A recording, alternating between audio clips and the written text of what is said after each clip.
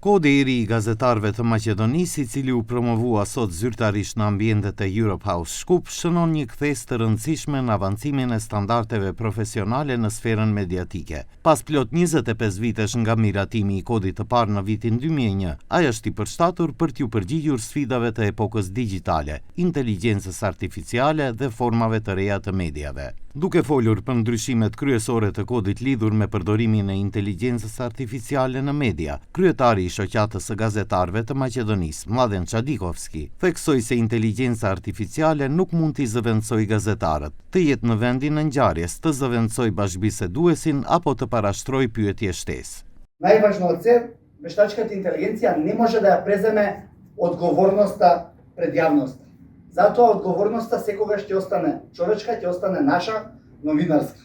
Со овој кодекс јасно кажуваме практично дека технологијата може да биде алатка, но не смее да стане замена за професионалната проценка, етичката одлука и новинарската одговорност. Kryetaria e bordit drejtues të Këshillit për Etik në Media, Leonora Kaliqi, theksoi se kodi i ri nuk është vetëm një përmbledhje rregullash të reja, por një mekanizëm dhe instrument përmes të cilit vetë gazetarët marrin përgjegjësi dhe forcojnë integritetin e profesionit. Me kodin e ri etik ne vendosim rregulla të reja të cilat nuk e kufizojnë gazetarinë etike dhe profesionale, përkundrazi ato e përforcojnë integritetin dhe autoritetin e gazetarisë. Mira Kostić, veterane e gazetarisë, e cila mori pjesë në hartimin si të kodit të parë ashtu edhe të atij të ri, vlerësoi se teksti i ri do t'i rezistojë provës së kohës, ashtu si edhe kodi i deritanishëm i gazetarëve, i cili shërbeu si bazë mirë për këtë përditësim.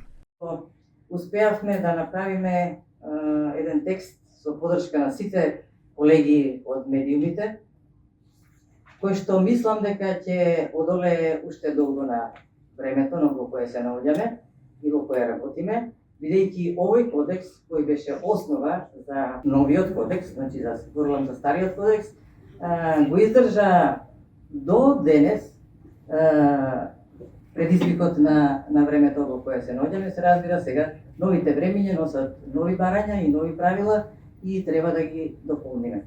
Kodi është rezultati një procesi gjithëpërfshirës të udhëhequr nga Shoqata e Gazetarëve të Maqedonisë, Këshilli për Etik në Media dhe Instituti i Maqedonisë për Media, me mbështetje financiare nga Qeveria e Zvicrës përmes programit Civica Mobilitas.